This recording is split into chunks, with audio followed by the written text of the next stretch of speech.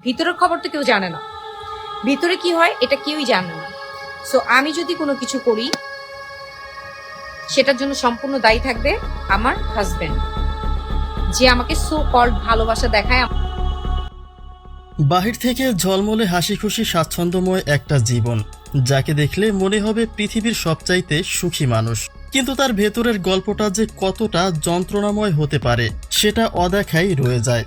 বলছি ছোট পর্দার জনপ্রিয় নায়িকা রাবিনা রাফিনের কথা। পর্দায় যার ক্যারিয়ার ছিল অত্যন্ত ব্রাইট, কিন্তু ব্যক্তি জীবনটা যেন সম্পূর্ণই তার বিপরীত। বিয়ে করে সাংসারিক জীবনে ভালো নেই রাবিনা, যে কথা এবার নিজে মুখেই প্রকাশ্যে তুলেছেন তিনি। পর্দায় হাসি খুশি সুখী মানুষটার ব্যক্তি জীবনটা অসুখী, যেটা এবার জনমুখে নিজেই প্রকাশ্যে তুললেন রাবিনা। তোমারে ছাড়া আমি ভালো থাইকা দেখায় দিতে পারবো, আর সেটাই হচ্ছে পুরুষ।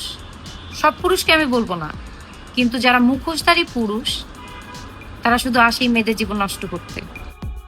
রাবিনা ইতিমধ্যেই তার স্বামীকে নিয়ে অভিযোগ তুলেছেন। বলেছেন সম্পর্কের শুরুতে তার স্বামী বলেছিলেন রাবিনাকে পাওয়ার জন্য যে কোনো কিছু ত্যাগ করতে প্রস্তুত, কিন্তু রাবিনাকে পাওয়ার পরে সেই কথা সে রাখেনি।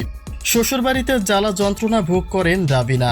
স্বামীর জন্য ছাড়তে চেয়েছিলেন নিজের ক্যারিয়ারের উজ্জ্বল ভবিষ্যৎ, কিন্তু এত কিছুর পরেও সেই স্বামী তার কথা বলছে না, যে কারণে সবকিছুর পরে নিজের ফেসবুকে স্বামীকে মুক্ত করে দেওয়ার বার্তাই দিয়েছেন রাবিনা।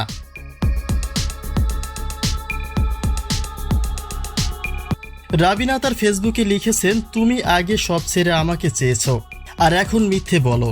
আজকে তুমি পরিবার চাইলে, যাও তোমাকে পরিবার দিলাম, আর আমি তোমাকে সব দিয়ে দূরে সরে গেলাম। আমি শুধু চাই আল্লাহ সব কিছু দেখুক, ভালো থাকুক ওই সব মানুষ যারা মানুষকে ধ্বংস করে দেয়। তোমাকে ছাড়া আমি থাকতে পারি না। ফকিন্নির মেয়ে, রাস্তার মেয়ে, এই মেয়েই তোমাকে ছেড়ে দিলাম ইনশাল্লাহ।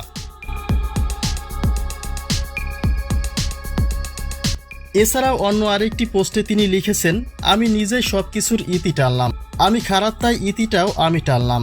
আল্লাহ সবাইকে ভালো রাখুক। আর এসব কথার পরেই অনেকে বলছে হয়তোবা ভেঙে যাচ্ছে রাবিনার সংসার, কেননা এর আগেও লাইভে এসে শ্বশুরবাড়ি সম্পর্কে নানা অভিযোগই তুলেছিলেন রাবিনা। এই মুহূর্তে স্বামীর সঙ্গে তার এই সেপারেশন কঠিন সময়ের মুখোমুখি করেছে রাবিনাকে। তবে ভক্তদের অনুরোধ রাবিনা যেন ভেঙে না পড়ে, যে কোনো পরিস্থিতি মোকাবেলা করে জীবনটাকে সুন্দর করে সাজিয়ে নেয়।